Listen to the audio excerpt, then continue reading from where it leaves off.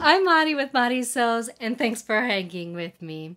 So today I wanted to share with you and really kind of go into detail about how I organize my fabric stash, how I keep track of what I have, both what's coming in and what's going out, in a way that's just like super simple. You don't need any technology to do this. Let's go ahead and talk about how you can put together one of your own stash booklets to keep your fabric stash organized. I'm not gonna lie, it's kind of nice knowing what you have and how much you have. To make a little booklet like this, you're going to need fabrics, scissors, so that way you can cut a little swatch of your fabrics. You're going to need to measure it, so grab your tape measure, tape or a stapler, either is fine. Use what you have readily available, and a pen. And the last thing that I recommend that you have are your index cards on a ring. Now I have this fun booklet, but you don't need this. You can get regular index cards that come on a ring. You can hole punch holes into them, put them on your own ring, or just cut some paper up, hole punch it, and put it on a ring. Use whatever you have available to you that you know you're going to turn to time and time again. Here is my book. And I'm just going to open it right up to the first page here. Now, what I like to put on this page is my total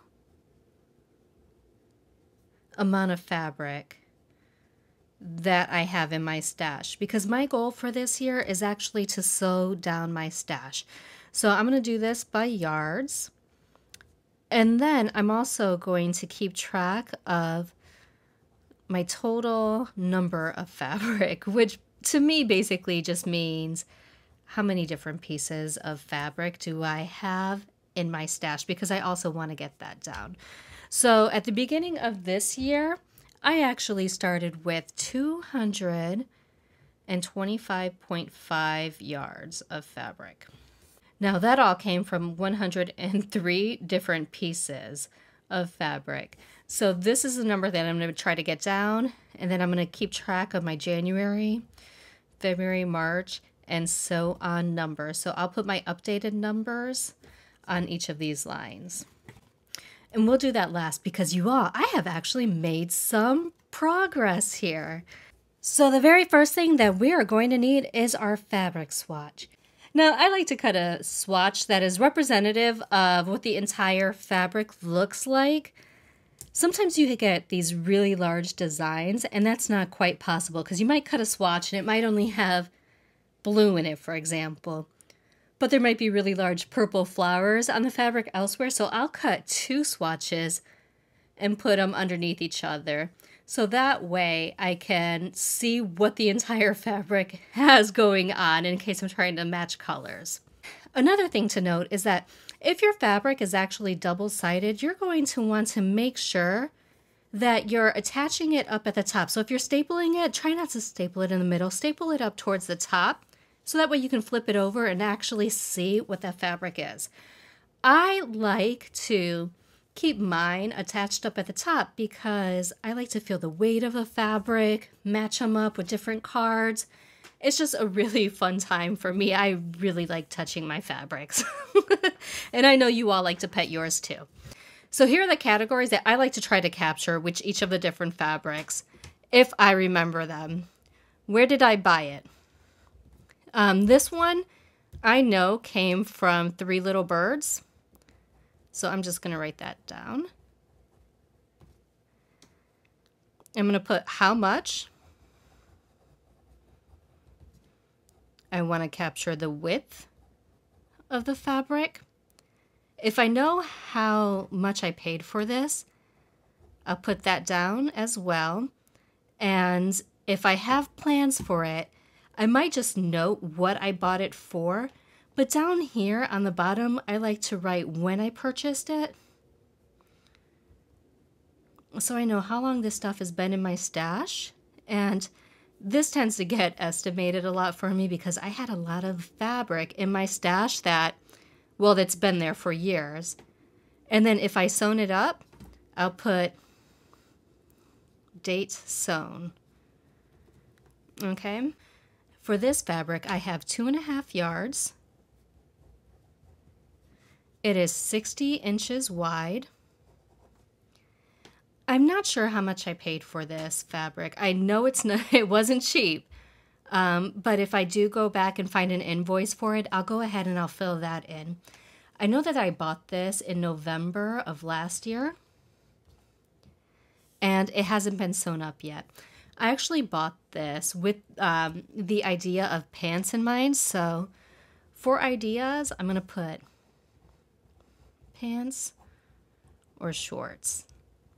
That's what I like to capture on my cards. Another idea that you may want to consider capturing is content. Content right here is a really good thing to keep track of, especially for beginners who are starting to build fabric stashes or just, starting to purchase fabrics, and they want to get a good idea for how fabric behaves or what a certain type of fabric is. I know that this one is a cotton linen, so I'm going to write that right in here. So this card is done. Let's do one more. I have this really fun, this is a stretch woven fabric that I picked up from Fabric Mart. So I'm going to tape this right in here. And it's got this really fun fuchsia zebra stripes. You all, I can't wait to make this. And because I bought it at Fabric Mart, it came with a little sticker like this. You all look, this thing is so discolored. I've had this for a while. So I am going to stick this right in here, and I'm going to tape it down because that's no longer sticky. Okay, the one thing that I really like to capture that's missing here is where I got it from. So I'm going to write Fabric Mart right up on the top. And this has been in my stash for so long, I honestly don't remember when I purchased it. So I'm just going to leave that blank. But you can see here, it does have that it's a dark magenta, natural animal print cotton lycra, and it's a slubbed bottom weight.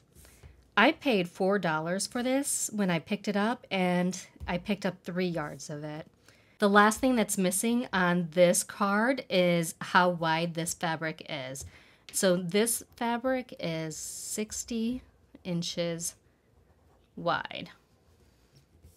And that's it. When they come with these stickers, some fabric stores will actually send you a little card that's pinned onto your fabric. Keep all of that stuff and just tape it right onto your card. Make life a little easier for yourself. So those are the 2 that we did. Let me go ahead and show you one that's already completed. So I actually have several books here. I don't know how to place them for you. But I have 2 that have nothing but fabric samples in them, and they're all cataloged. And you can see here that I started with my total yards and number of fabrics. And I have actually sewn down 5.5 yards this month. So I'm down to 220 yards and 100 fabrics in my stash. Some of these fabrics, I honestly was just recording the number of yards because I was trying to get through and catalog as much of it as possible. Others, I knew exactly the information that I needed to include, and I put that on there. So you can see here, this one's really kind of basic with just where I bought it from and the number of yards. This one has a little more information on it. You can see that I have the melanated fabrics. This one was 65 inches wide and I got 2 yards of it. Michelle sent me a yard of this wonderful tie-dye that she made herself, so that's in here. You can see the different purchase dates that I've started recording down at the bottom. Yeah, so, I mean, there's lots of different ways that you can do this, so really customize this so that it works for you. So after I've used up one of the fabrics from my stash book, I'll grab another one of my books and I'll add it into this one. I just put a cross right through the card so that way I know this is used up and it's no longer in my stash, but I can still see what it was. For example, I had this fabric that I had purchased from Joann's, and it's a solarium outdoor fabric, and I had 3 yards of it. I ended up using it for muslins, for tote bags and things like that, but it's nice to know that I can come back here and say, that was really good fabric to work with. Do I want to use it as a lining? Do I want to pick more up of it to make another project? Here is a double-sided knit that I had actually used up this year. Now, I will say that this one pilled quite a bit. So I'm just going to write that down on here as a note. Pills like crazy. So that way, if I run across something that's similar to this, I know what to keep out for. And I think I called this a double-sided knit. This was actually a double scuba. And then the third one that I used up this month was this one right here. So I got this entire yard of this arete that I had picked up from Green Style Creations, and I made a Lottie hoodie. That's another thing that I like to do. If I make something out of it, I'll put the date that I made it along with the actual project that I made. So that way, it's kind of a fun, easy reference, and you know, if I want to pick more up of it, I know where to get it. So now you have your little booklets with all of your fabric stash in it. Now, what I like to do is when I'm actually planning projects, if I know that I'm going to be doing something in particular, say I'm going to be making a turtleneck dress, for example, I can go through my fabric swatches, feel them and say, oh, that would be really nice. Now let's take it a step further. Now let's say that you wanted to make yourself an outfit, right? Say I want this really fancy skirt and a nice fitted top. Well, I could take a look in here and say, ooh, I've got this really fun furry fabric. This is a printed velvet suiting. I'm going to make a pencil skirt out of that, and I can match it up with either a bodysuit out of this bone-colored fabric, or let me see what else I have in here that would match. Oh, that's nice. I do have some black Ponte knit. Check this out, you all. I have some matte sequins that I have 2.5 yards left of this. It's 60 inches wide. I could make a really fabulous blouse with like a sheer blouse and then put a little tank top underneath, or a little like strap tank under it. That would be really cute. So, I mean, this is a great way to kind of pull cards out, match them up, and see what you like. I really feel like this done booklet is what's going to keep me really accountable to sewing down my stash. And so I'm looking forward to this booklet being much bigger than this booklet. If you picked up some good tips in this video, don't forget to give me a thumbs up and subscribe so that way you can get more good tips. And you all, until next time, I sincerely hope that you find joy and have a wonderful day.